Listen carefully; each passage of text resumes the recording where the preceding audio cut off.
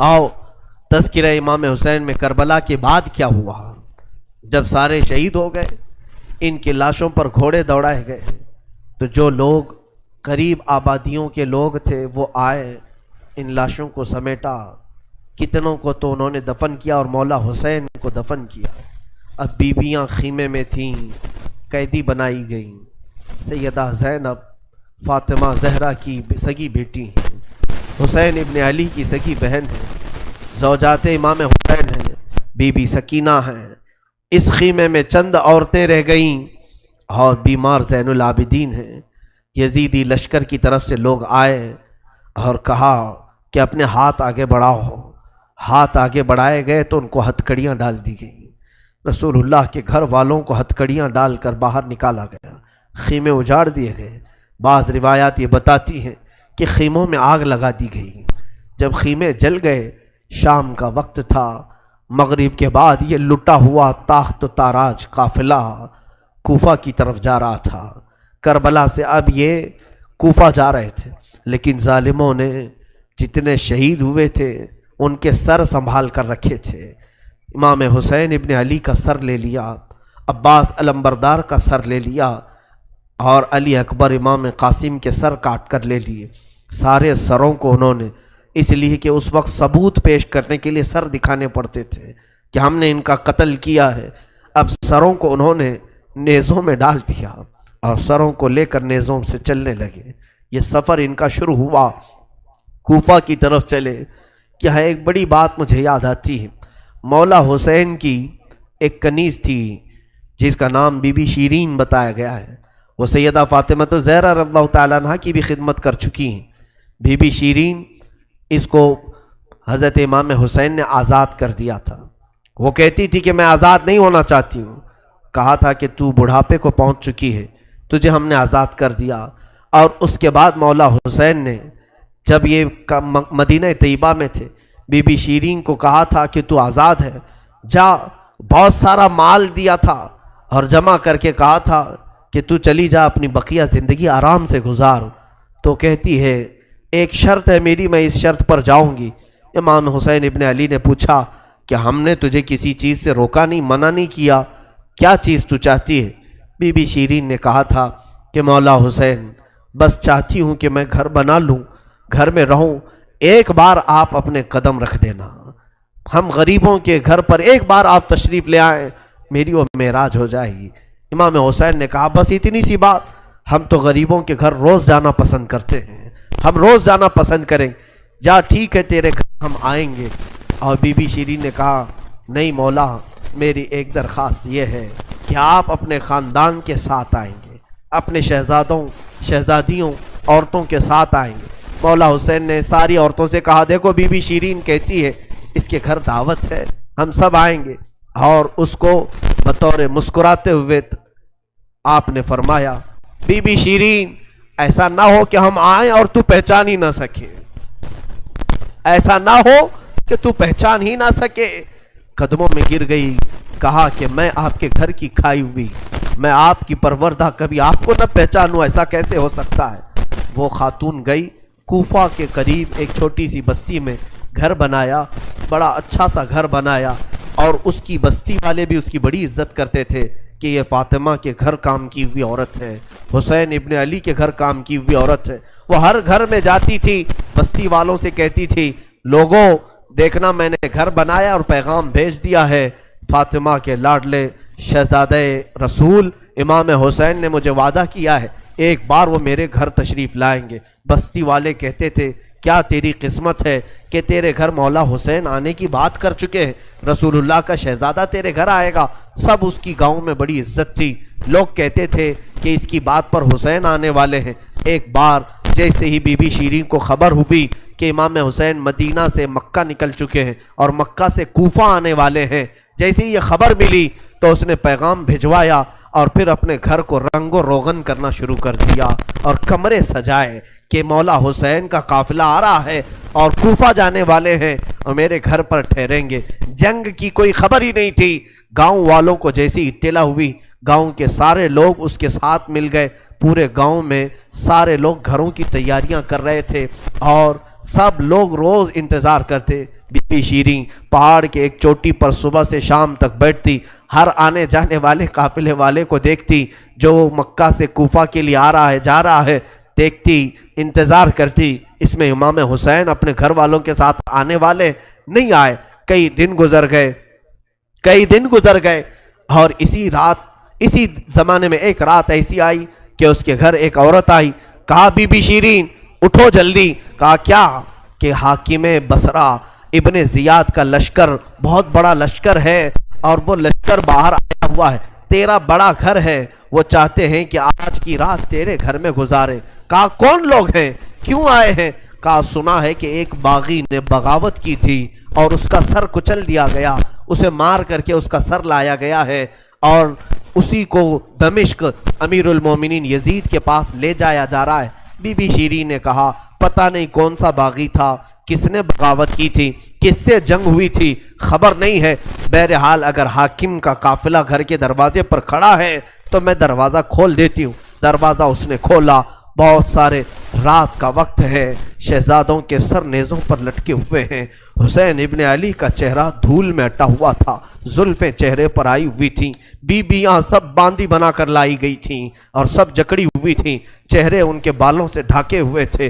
اس خاتون نے دیکھا اور کہا ہائے ہائے افسوس, قیدی آئے ہیں میرے گھر. مولا حسین کہتے تھے قیدیوں کے ساتھ اچھا سلوک کیا جائے, قیدیوں کے ساتھ اچھا سلوک کیا جائے. اس نے اپنے گھر میں اندر داخل کیا, جو حاکم جو اس کے سپہ سالار تھے ان سب کو اندر بلایا, رات گزارنے کا مقام دیا, جگہ دیا, اور یہ بیویوں کو صحن کے باہر ہی چھوڑ دیا گیا, ان کو اندر نہیں لایا گیا. اور اس خاتون نے کہا ان قیدیوں کو بھی تو لاؤ, میرا گھر کافی بڑا ہے, میں اندر سلا لوں گی. اسے اب تک یہ خبر نہیں تھی یہ لٹا ہوا قافلہ ہے کس کا, آخر یہ لٹا ہوا قافلہ کس کا آیا ہے. رات کے وقت اس نے کھانا بنایا, سارے فوجیوں نے کھانا کھا لیا. تو بی بی سے کہا ان قیدیوں کو کھانا مت دینا, وہ کھانے کے مستحق نہیں ہے. اس نے چلا کر کے کہا دیکھو ہمارا دستور یہ ہے کہ میں فاطمہ کے گھر کام کر چکی ہوں, وہاں فاقے تو رکھتے تھے لوگ, گھر میں فاقہ تو ہوتا تھا, لیکن باہر آنے والے مہمان کو بھوکا نہیں رکھا جاتا, وہ چاہے قیدی ہوں باغی ہوں جس طرح کے ہوں, مجھ سے جو بن سکے گا میں کھلاؤں گی. اس نے کھانے بنائے اور اس کے بعد لے کر کے آئی, اور اس کے بعد کھانا جب سیدہ بی بی زینب کے پاس رکھا تو بی بی زینب نے اپنے دونوں ہاتھ دکھائے جو پیچھے بندھے ہوئے تھے. اس خاتون نے بی بی شیریں نے کھولا اور ان کے بالوں سے چہرہ ڈھکا ہوا تھا, اور اس نے کھانا پروسا کہ کھا لو بیبیوں کھا لو. تو بی بی زینب نے پکار کر کے اپنے بھائی کا نام لیا, یا حسین ابن علی. تو بی بی شیریں چونک اٹھی, یہ نام تو کیوں لے رہی ہے, یہ نام تو میرے آقا کا ہے جس کی میں باندھی تھی, میں خدمت گزار تھی, یہ نام تو کیوں لے رہی ہے. بی بی زینب کہتی ہے بی بی شیریں کیا ہم نے تجھے پہچان لیا, بابا نہیں کہتے تھے کسی دن ہم گھر پر آئیں اور تو پہچان ہی نہ سکے. یہ جو اونچے نیزے پر سر دکھ رہا ہے یہ تیرے آقا مولا حسین کا سر ہے, اور یہ علی اکبر کا سر ہے, یہ قاسم کا سر ہے. بی بی زینب پکارتی گئی. بی بی شیریں نے دیکھا اور پکار کر کے کہا مولا کیسی مہمان نوازی کا وقت تم نے دیا, کیا اس طرح بھی کوئی مہمان بنتا ہے کسی کے گھر. اور یہ کہتی ہوئی غش کھا کر گر پڑی, اس پر پانی ڈالا جاتا, وہ اٹھتی پھر غش کھا جاتی, بے ہوش ہو جاتی. سچ کہا تھا مولا حسین نے, اے بی بی شیریں ہم تو وعدہ کیے ہیں آ کر رہیں گے, کہیں ایسا نہ ہو کہ تو پہچان ہی نہ سکے. سچ کہا تھا مولا حسین, آپ اس حالت میں میرے گھر آئے کہ میں پہچان نہ سکی, کیونکہ وہم و گمان میں بھی نہیں تھا کہ فاطمہ کے لاڈلے کا کٹا ہوا سر کبھی گھر آ سکتا. وہ غش کھا کر کے گر گئی. روایات میں ہے صبح جب اٹھا لوگوں نے, فوجیوں نے اٹھ کر کے دیکھا تو بی بی شیریں کا جسم ٹھنڈا پڑ چکا تھا, اس کی روح نکل چکی تھی. غم حسین میں لوگوں کی جانیں چلی گئی.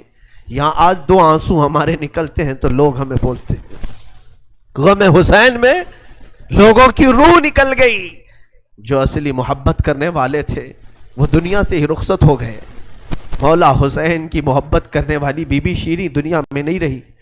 کہا آخری جملے اس کے یہ تھے، گھر بڑی آن شان سے اس لیے بنایا تھا کہ ایک بار مولا قدم رکھیں گے. اب انہوں نے قدم رکھ دیا تو اب جینے میں کوئی مزہ نہیں ہے، اب میری زندگی کی تمنا پوری ہو گئی ہے. اس کے بعد یہ قافلہ نکلا، کوفہ کی طرف جا رہا تھا، ابن زیاد تک پہنچنا تھا. حاکم بصرہ، حاکم کوفہ عبید اللہ بن زیاد کے پاس یہ قافلہ جانے سے پہلے کئی منزلوں پر رکا. دوسری رات آئی تھی. دوسری رات ایک گرجا گھر کے پاس ان کا قیام ہوا. وہ ایک عیسائی کا گرجا تھا، وہاں پر قیام ہوا. عیسائی نے دیکھا کہ بہت سارے کٹے ہوئے سر آئے. اس نے بھی اپنے چرچ میں رکنے کی اجازت دی تھی. ہائے افسوس، عیسائی بھی رحم کھا رہے ہیں. کیسے وہ مسلمان تھے جو رسول اللہ کے گھر والوں پر رحم نہ کھا سکے. عیسائی نے وہاں پر رکنے کی اجازت دی. اس کے بعد کہا، رات کو اس نے کہا کہ یہ جو سروں پر، یہ جو نیزوں پر سر ہیں، کیا یہ ہمیں ایک رات کے لیے دو گے؟ لوگوں نے کہا لے لو لے لو، لیکن امانت کے ساتھ واپس کرنا کہ یہ ہمیں دمشق پہنچانا ہے. اس نے سر حسین کو لیا، دھول کو صاف کیا، اس لیے کہ اسے دور سے اس چہرے میں کچھ چمک نظر آ رہی تھی. اس عیسائی راہب نے رات کے وقت دیکھا، ایک تخت پر رکھ کر کے سر حسین کا غور سے مطالعہ کرنے لگا اور اپنی پرانی کتابوں سے ملانے لگا. پرانی کتابیں پڑھتا تھا اور چہرہ دیکھتا تھا، بار بار دیکھتا تھا. پھر چیخ کر کے کہا، ہاں میں اپنے مقام کو پہنچ گیا، اس لیے کہ مقدس کتابوں میں لکھا ہوا ہے نبی کے آخری نبی کا نواسا ظلمن قتل کیا جائے گا اور اس راستے سے جائے گا، اور یہاں کی گرجا میں اگر رکے تو گرجا میں جو خدمت گزار ہے وہ اس کی خدمت کرے، مولا اسے جنت عطا کرے گا. وہ عیسائی راہب کہتا ہے وہ چہرے میں ساری علامتیں جو کتابوں میں لکھی یہی ہیں. وہ ایمان لے آیا، کلمہ طیبہ پڑھا، اسلام قبول کیا. رات میں اس کی دنیا بدل گئی.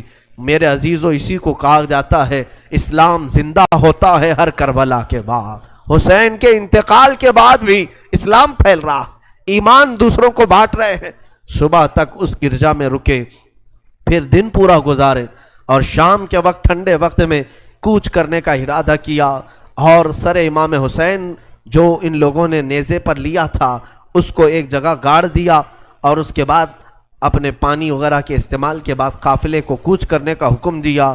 قافلہ آگے چلا، لیکن جو فوجی آتا سر حسین کو اٹھانے کے لیے نیزے پر، وہ تو ہلکا ہو چکا تھا لیکن وہ زمین میں ایسا گڑ چکا تھا کہ اٹھتا نہیں تھا، کسی سے ہل نہیں رہا تھا.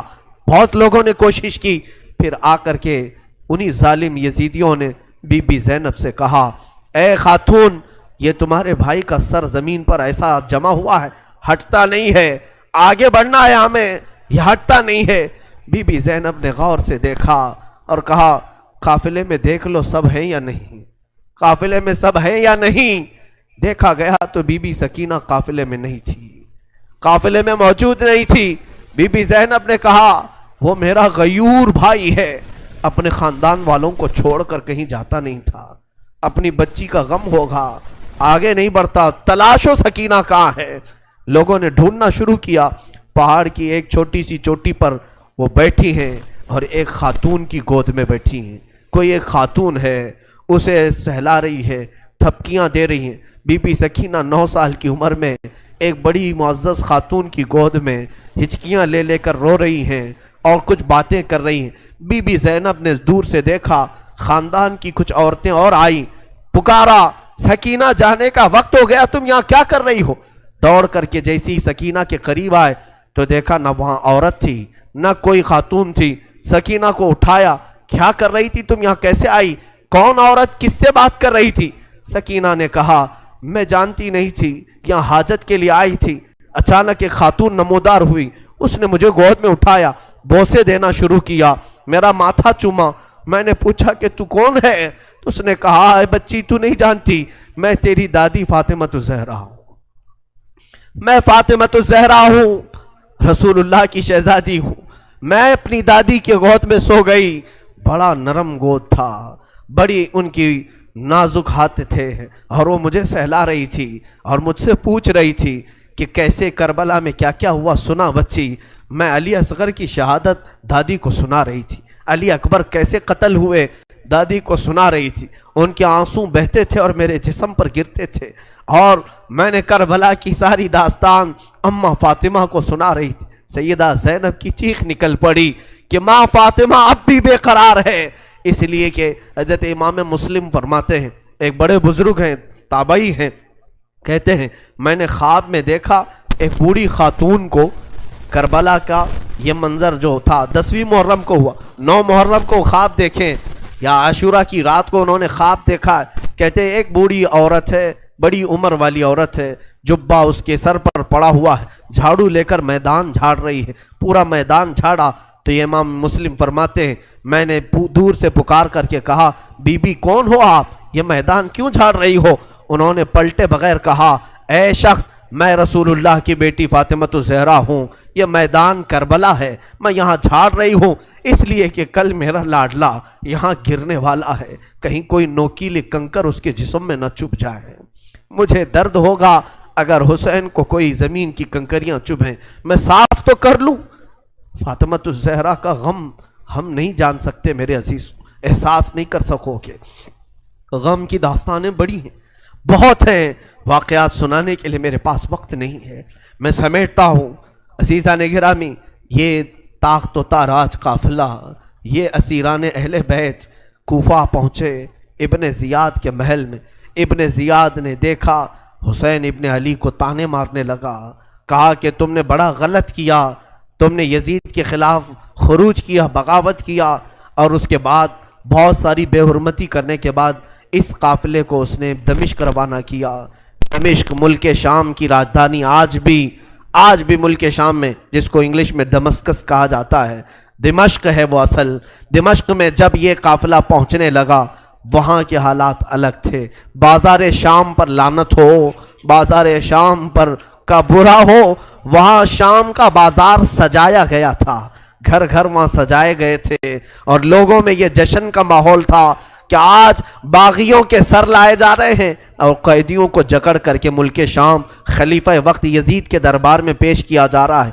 लोग छतों पर चढ़ चुके थे ये मंजर देखने के लिए, ये अलम जो उठा करके आ रहे थे लोग काफिले यजीद में। यजीदी लश्कर जो कूफा से दिमश्क दाखिल हो रहा था, दिमश्क के दरवाजे पर यह काफिला पहुंचा है, सरे इमाम हुसैन को नेज़े पर लेकर, अली अकबर, इमाम कासिम, अब्बास का सर लेकर ये लोग पहुंचे हुए हैं। अभी मुल्क शाम के बाजार में देखा, अचानक तबले बजना शुरू हो गए, ढोलों की आवाज़ें बुलंद हो गई, बाजे शुरू हो गए और बहुत ज़्यादा बांसुरियाँ बजने लगीं और इस जश्न के माहौल में इस काफ़िले को लाया जा रहा है। आगे लोग नाचते हुए जा रहे हैं, खेलते हुए जा रहे हैं कि फतेह मुबीन यजीद का अच्छा हो, जय जयकार लग रही थी। ख़ानदान अहले बैत को कैदी बना करके लाया गया है। मेरे अजीज़ों, उस ख़ानदान अहले बैत के साथ वहाँ जो मामलात हुए, कई लोग थे जो देखने के लिए दूर दूर से आए थे। एक सहाबी हैं, वो कहते हैं मैं तिजारत के लिए गया था, तो मुझे खबर हुई कि आज अहले बैत का काफिला यहाँ आ रहा है, तो मैं दौड़ता हुआ पहुंचा और जैसे ही मैंने देखा, देख करके मैं जब्त ना कर सका, वो चेहरा आज नेज़े पर था जो कभी मेरे मुस्तफ़ा के कंधे पर हुआ करता था। वो सहाबी कहते हैं उनके लबों पर मेरे आका अपने होंठ रखा करते थे, उनकी गर्दन को सूंघा करते थे। वो हुसैन की गर्दन को इन्होंने तलवार से अलग किया हुआ था और नेज़े पर ला रहे थे। वो सहाबी दौड़ते हुए आए, कहा मेरी जिंदगी का बुरा हो, मैं हुसैन का साथ नहीं दे सका, मैं हैदर के घर वालों का साथ नहीं दे सका। बच्चियां थीं जो कैदी बनाकर लाई गई थीं, दौड़ करके वो सहाबी आए और बीबी सकीना के पास आए। नन्ही सी 9 साल की उम्र की बच्ची भी कैदी बनकर आई, दौड़ करके साथ करीब आए, पूछा कि बच्ची मैं तुम्हारे गम में बराबर का शरीक हूँ, मैं भी तुम्हारे गम में साथ हूँ, अहले बैत का मैं वफादार हूँ। उन्होंने तवज्जो नहीं की, इसलिए कि बीबी सकीना कहती हैं हम तो दुनिया से मायूस हो चुके थे, हमने कटने के वक्त किसी को आते हुए नहीं देखा, अब तमाशा देखने के लिए बहुत सारे लोग आते हैं, तवज्जो नहीं की। उस सहाबी रसूल ने आगे बढ़कर कहा कि सकीना मैं तुझे जानता हूँ, तू हुसैन की बेटी है, تو فاطمہ کی لاڈلی ہے، تو شیر خدا کے گھر کی شہزادی، بتا کوئی حاجت ہو، کچھ کھانا پانی کوئی چیز۔ اللہ اللہ، یہ بھوکے اور پیاسوں نے کبھی کھانا کسی سے نہیں مانگا۔ پوری داستان کربلا سننا، کبھی انہوں نے روٹی نہیں مانگا، ہاں پانی ضرور مانگا ہے۔ پانی مانگنا انسانیت کے لیے عیب نہیں، روٹی مانگنا محتاجی کی علامت ہو سکتی ہے۔ بی بی سکینہ نے کہا کہ بڑی حاجتیں پوچھ رہے ہو، کیا میری حاجت پوری کرو گے؟ کہا بتاؤ بچی، میں اپنی طرف سے جو ہو سکے کروں گا، میرے پاس پیسے ہیں، مال ہے، میں اس سے جو چاہے کروں گا۔ بی بی سکینہ نے صرف ایک درخواست کی کہ میرے نانا کے صحابی، بس اتنا کام کر لو کہ یہ جو اونچے نیزے پر میرے بابا کا سر ہے، حسین ابن علی کا، اس سر کو تھوڑا آگے بڑھا دو، یہ جو جلوس میں جا رہا ہے آگے بڑھا دو۔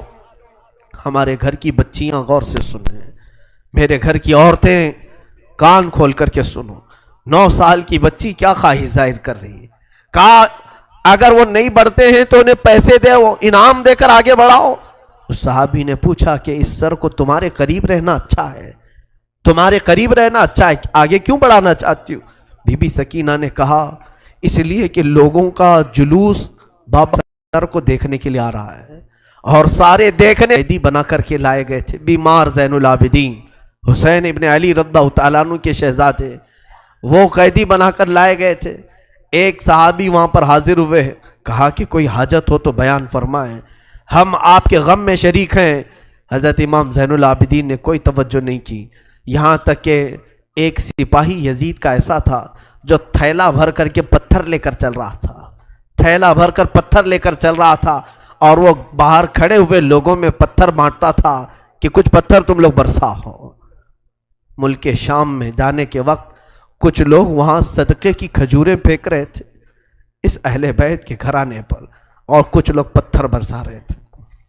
یزید کے یہ مخالف لوگ ہیں، باغی لوگ ہیں، ان کے دلوں میں یزید کی محبت تھی، بنو امیہ کے وفادار لوگ تھے۔ اس قافلے پر کچھ لوگوں نے پتھر برسائے، وہ قافلہ اب اور کتنے زخم اٹھاتا، اب ان کو چھوڑا کیا تھا، لوگوں نے سارے زخم تو دے دیے تھے۔ امام زین العابدین نے اس صحابی سے کہا کہ دیکھو یہ پتھر برسا رہے ہم پر۔ وہ صحابی نے تلوار کھینچ لی اور اس کو قتل کرنے کا ارادہ کیا، آپ نے منع کیا، رک جاؤ رک جاؤ، اس لیے کہ بہت سارے قتل میں نے اپنے بابا کے دیکھے، اور وہاں کوئی بھی اپنی تلوار لے کر ہمارے مدد کے لیے نہیں آ سکا۔ امام زین العابدین کا یہ لٹا ہوا قافلہ یزید کے دربار میں لایا گیا، اور سر امام حسین کو ایک تشت میں رکھ کر پیش کیا گیا۔ یزید اپنے ہاتھ میں چھڑی لے کر مولا حسین کے لبوں پر مارتا تھا اور کہتا تھا حسین تمہاری جوانی ختم ہو گئی، کاش تم میری بیعت کر لیتے تو تم زندگی سے ہاتھ نہیں دھوتے، اور کبھی میں نہیں چاہتا کہ تمہارا قتل ہو جائے۔ اس نے جھوٹے الفاظ میں لوگوں کو اس طرح ورغلایا۔ سیدہ زینب نے وہاں پر ایک جرأت مندانہ خطبہ دیا تھا، مولا حسین کی سگی بہن یزید کے دربار میں خطبہ دی تھی، اور اس کے بعد پھر یہ اسیران اہل بیت کو یہاں ملک شام میں چند دن ٹھہرایا گیا اور آزاد کیا گیا، مدینہ طیبہ کے لیے رخصت کرنے کا حکم ہوا۔ یہ لٹا ہوا قافلہ مدینہ آیا۔ اللہ اللہ، مدینے کو جب یہ لوگ پہنچے، اہل مدینہ کہتے ہم کو وہ شہادت کی خبر پہلے سے مل گئی تھی، کربلا میں مولا حسین کا قتل ہو چکا ہے، خاندان اہل بیت کے ساتھ برا سلوک ہوا ہے۔ پورا مدینہ سرحد پر آ کر کھڑا ہو گیا تھا، مدینے کے باہر انتظار میں۔ وہاں ننھی سی سغرا بھی تھی، مولا حسین کے کچھ گھر والے بھی تھے، وہ انتظار میں تھے۔ جیسے ہی لوگ مدینہ طیبہ میں داخل ہونے لگے، بیویوں کو دیکھ کر مدینے والے چیخ پڑے، سارے مدینے والے زاروں قطار رونے لگے۔ سیدھا یہ قافلہ آیا بارگاہ رسول میں، مصطفیٰ صلی اللہ علیہ وسلم کی قبر انور کے پاس پہنچ گیا، اور پھر بی بی زینب وہاں کھڑے ہو کر شروع سے لے کر اخیر تک کی داستان میرے آقا کو سنانے لگی۔ یا رسول اللہ، آپ کا دوش پر سوار ہونے والا شہزادہ، آپ کا محبوب نظر حسین بڑے زخموں سے چور چور تھا۔ یا رسول اللہ، وہ کربلا میں لاشیں اٹھاتا رہا، پیاسا رہا، بھوکا رہا۔ مدینے کے لوگ کہتے ہیں پورا مدینہ صرف زندگی میں 2 مرتبہ سب سے زیادہ رویا ہے ایک اس وقت جب میرے آقا کی وفات ہوئی تھی، جب میرے آقا کی وفات ہوئی تھی، دوسرا اس وقت جب اہل بیت کا قافلہ مدینے میں لٹ کر داخل ہوا تھا، سارے غموں سے نڈھال تھے، ہر کوئی پریشان حال تھا۔ بی بی سغرا ننی سی تھی، 6 سال کی تھی، بار بار لپٹ کر کے بی بی زینب سے کہتی ہیں وہ ننھا بچہ کہاں ہے علی اصغر جس کے ساتھ میں کھیلتی تھی، وہ کہاں ہے، فلاں کہاں ہے۔ بچی کے دماغ میں جتنے یاد تھے سب کو پوچھا کرتی تھی۔ بی بی زینب کہتی ہیں ہر ایک کے جواب میں جب میں کہتی تھی وہ بھی انتقال کر گئے، وہ بھی انتقال کر گئے۔ بی بی سغرا پوچھتی تھی کیا کربلا میں موت سستے میں ملتی ہے؟ جہاں آپ لوگ گئے تھے موت بہت سستی ہے، اتنوں کو کیسے آپ نے موت کے گھاٹ اتار دیا؟ بی بی زینب کے پاس کوئی الفاظ نہیں تھے۔ امام زین العابدین کا زندگی بھر یہ حال تھا۔ اللہ اکبر! زین العابدین وہ تنہا شہزادے ہیں میرے مولا حسین کے جو پھر 95 ہجری تک باحیات رہے۔ امام حسین کی شہادت ہونے کے بعد 61 ہجری میں جو شہادت ہوئی اس کے بعد سے سن 95 ہجری تک آپ باحیات رہے، لیکن روتے روتے آنکھوں کا پانی سوکھ گیا تھا۔ لوگ کہتے ہیں امام زین العابدین کو ہم لوگ دیکھتے تھے، کبھی وہ روتے تھے تو دونوں آنکھوں سے خون نکل آتا تھا۔ لوگ پوچھتے کہ مولا زین العابدین سجاد آپ اتنا کیوں روتے ہیں؟ کہتے ہیں کیا تم میری ہنسی کی تمنا رکھتے ہو؟ جس کے سامنے اس کے بھائیوں کو، اس کے گھر والوں کو، اس کے باپ کو کاٹا گیا ہے، اس کے گھر والوں کو کاٹا گیا ہے۔ امام زین العابدین کا حال یہ تھا کہ امام زین العابدین شہر میں جا رہے تھے اور قصاب گوشت بیچنے والا دکان میں بیٹھا ہے، گوشت بیچ رہا ہے۔ جیسے ہی وہ قریب آنے لگے اس نے جلدی سے گوشت کے اوپر چادر ڈال دی، گوشت چھپا دیا۔ لوگ جو گوشت خریدنے والے کھڑے تھے انہوں نے پوچھا کہ اے بندے تو کیوں گوشت چھپا رہا ہے؟ کہا زین العابدین آ رہے ہیں، وہ ابھی یہاں کھڑے ہوں گے اور گوشت دیکھ کر کے رونا شروع کر دیتے ہیں، گوشت دیکھ کر کے رونا شروع کرتے۔ کہا ایسا کیوں کرتے ہیں؟ کہتے ہیں جب بھی وہ میری دکان کے پاس یہ کچا گوشت دیکھتے ہیں تو کہتے ہیں کہ میرے بھائیوں کا گوشت ایسے ہی کٹا گیا تھا اور ادھیڑا گیا تھا۔ زندگی بھر وہ گوشت کی دکان کے پاس کھڑے ہوتے تو ان کی آنکھیں بہہ جاتی۔ اور اس کے بعد ایک روایت یہ بھی ملتی ہے کہ قربانی کے دن تھے، مولا زین العابدین ایک جگہ سے گزر رہے ہیں، ایک قصائی بکرے کو لٹایا ہے اور جلدی سے اس پر چھری چلائی جا رہی تھی۔ امام زین العابدین دور سے کھڑے ہو گئے، کہا اے قصائی تو نے بکرے کو لٹایا، پانی پلایا کہ نہیں پلایا؟ وہ کھڑا ہوا، کہا اے امام زین العابدین ہم مسلمان ہیں، جانوروں کو کاٹتے ہیں تو پہلے پانی پلا کے کاٹتے ہیں۔ امام زین العابدین نے کربلا کی طرف منہ کیا، کہا مولا حسین مسلمان جانوروں کو پانی پلا کے کاٹتے ہیں، جانوروں کو پانی پلا کے کاٹتے ہیں، مگر اہل بیت کے کسی شہزادے کو ایک گھونٹ بھی پانی نہیں پلایا گیا اور انہیں ویسی ہی پیاسا شہید کیا گیا ہے، پیاسا کاٹا گیا ہے۔ امام زین العابدین کی پوری زندگی ایک ایک چیز کو دیکھتے تو رونے لگ جاتے تھے کہ کربلا میں یہ چیز نہیں تھی، یہ چیز نہیں تھی۔ ایک وقت ایسا بھی آیا، کوفہ کا گورنر ابن زیاد، یہ اب اس کے برے دن شروع ہو چکے تھے۔ میں پھر دوسری تقریر میں عرض کروں گا، ظہر کی اذان انشاءاللہ تقریر کے بعد ہوگی۔ آج سارا مجمع یہاں پر ہے اور انشاءاللہ بغیر نماز پڑھے ہم تو یہاں سے جائیں گے نہیں، اور اذان لوگوں کو جمع کرنے کے لیے ہوتی ہے، جو آلریڈی جمع ہے پھر انہیں کیا جمع کیا جائے۔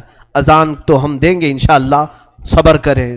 یہ وقت شہادت کا ہے، یہ وقت کربلا کی یاد کا ہے۔ مولا حسین کے یہ شہزادے امام زین العابدین رضی اللہ تعالیٰ، زندگی بھر آپ کے حالات یہ تھے کہ کبھی کچا گوشت دیکھیں تو رو پڑے، کسی جانور کو ذبح ہوتے دیکھیں تو رو پڑے۔ ایک بار امیر کوفہ ابن زیاد، اب امیر مختار نام کا ایک شخص جو بدلہ لینے کے لیے بعد میں اٹھ کھڑا ہوا، بعد میں کوفہ میں ایک ایسا شخص ظاہر ہوا جس کا نام مختار ثقفی تھا، اس نے اعلان کیا کہ میں قاتلان حسین کا بدلہ لوں گا، اور اس نے اٹھ کر کے کچھ اہل بیت سے محبت کرنے والوں کو اپنے قافلے میں جمع کیا، اور یہ قافلہ بڑھتا گیا یہاں تک کہ خون حسین کا بدلہ لینے کے لیے یزید کی موت کے بعد اس نے ہر ایک کو تلاشنا شروع کیا۔ شمر کو ڈھونڈا، اس کو قتل کیا، اور اس کے بعد عمرو بن سعد کو ڈھونڈا، اسے قتل کیا۔ عبید اللہ بن زیاد جو کوفہ کا حاکم تھا، جو جڑ تھا اس فساد کا، اسے ڈھونڈا، اور اس کے بعد 22,000 کا جو لشکر تھا اس میں سے کسی ایک کو بھی اس نے زندہ نہیں چھوڑا، ایک کو بھی نہیں.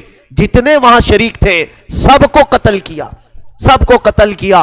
اور 22,000 کو قتل کرنے کے بعد مختار ثقفی نے یہ اعلان کیا، ابھی میں نے حسین کی ایک انگلی کا بھی بدلہ نہیں لیا، میں حسین ابن علی کی ایک انگلی کا بھی بدلہ نہیں لیا.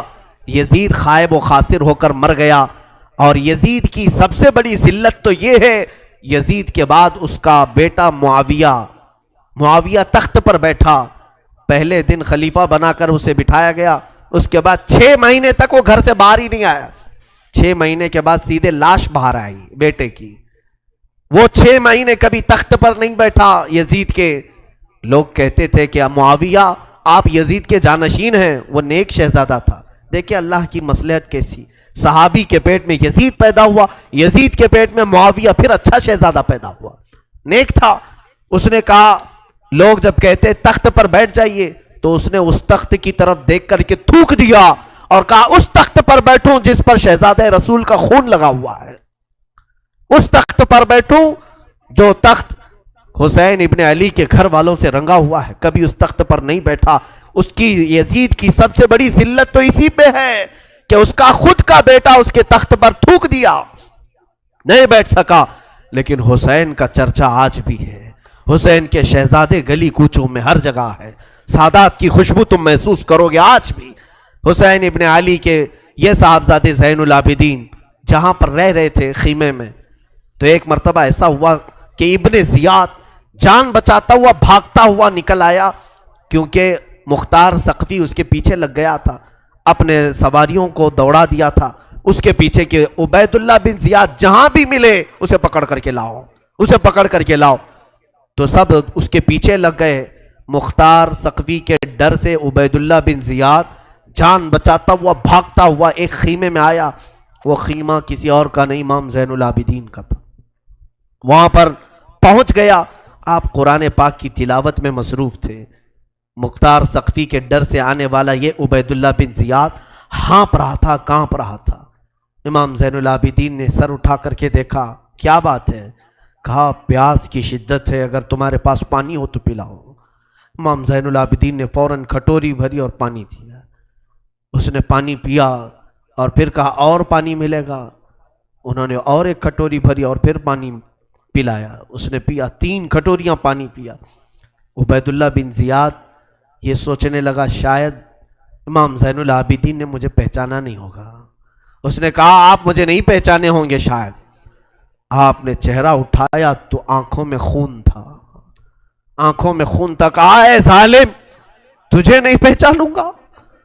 تیری وجہ سے میرا پورا گھرانہ لٹ گیا، میرا پورا خاندان تو نے تباہ کیا، بھوکا اور پیاسا کربلا میں تڑپایا، تجھے نہیں پہچانوں گا؟ تو عبید اللہ بن زیاد بدبخت نہیں ہے؟ تو اس نے کہا جب آپ نے پہچانا تو پانی پلا رہے ہو. امام زین العابدین نے کہا جو تو نے ہمارے ساتھ سلوک کیا وہ تیری فطرت تھی، اور ہم نے جو سلوک کیا ہے یہ اہل بیت کی فطرت ہے، یہ اہل بیت کی شان ہے. ظالموں کے ساتھ بھی پانی پلانے کا سلوک. اسی لیے میرے عزیزو، آج اگر ہمیں کچھ آس ہے، امید ہے، تو رسول کے انہی شہزادوں سے کہ ہماری برائیاں 1000 ہوں گی، لیکن مجھے امید ہے کہ ان حسین ابن علی کے شہزادوں سے اگر قیامت کے دن ایک بار ہم کہہ دیں گے پانی، تو امید ہے کہ یہ اپنے نانا کے حوض کوثر سے ہمیں پانی ضرور پلائیں گے. تذکرہ کرو حسین کا، تذکرہ کرو اہل بیت کا اور علی کے شہزادوں کا. یقیناً حوض کوثر پر انہی کا قبضہ ہے. میرے آقا صلی اللہ تعالیٰ علیہ وسلم اپنے ہاتھ سے جسے چاہیں گے پانی پلائیں گے. ان کے گھر والوں کو ستا کر کے تم پانی قیامت کے دن کس منہ ہوگے، پیاس بجھاؤ گے؟ امام زین العابدین نے اس وقت بھی پانی پلایا. میرے عزیزوں، اس کے بعد ایسا نہیں کہ اسلام ختم ہو گیا. امیہ کی خلافت چلتی رہی. یزید کے بعد اس کا بیٹا معاویہ کے انتقال کے بعد پھر مروان حاکم بنا. مروان کی حکومت چلی. پھر اس کے بیٹے آئے تقریباً 90 ہجری تک، اور اس کے بعد 105 ہجری تک اسی امیہ خاندان نے خلافت کی باغڈور سنبھالی. اس کے بعد عباسی خلافت کا دور شروع ہوا جو بنو عباس کہلائے وہ اہل بیت سے محبت کرنے والے تھے. اتنے زمانے تک بھی اہل بیت کے ساتھ برا سلوک ہوتا رہا. امیہ کے پورے جتنے خلفاء آئے انہوں نے اہل بیت کے ساتھ کوئی اچھا سلوک نہیں کیا. امام باقر کے ساتھ، امام جعفر صادق کے ساتھ، امام موسیٰ کاظم کو 12 سال تک قید میں رکھا گیا تھا، ان کو زہر پلایا گیا تھا، کوڑے مارے گئے تھے. یہ اماموں کے ساتھ برا سلوک تقریباً 100 سال تک چلتا رہا. اور ایسا نہیں، رسول کا گھرانہ آج بھی لٹانے پر قربان ہے. آج بھی اگر کوئی بات آ جائے تو دیکھنا رسول اللہ کی جو اصلی آل ہوں گے، اصلی اولاد ہوں گے، وہ قیادت کے لیے آگے بڑھیں گے اور اپنا سر بھی پیش کریں گے.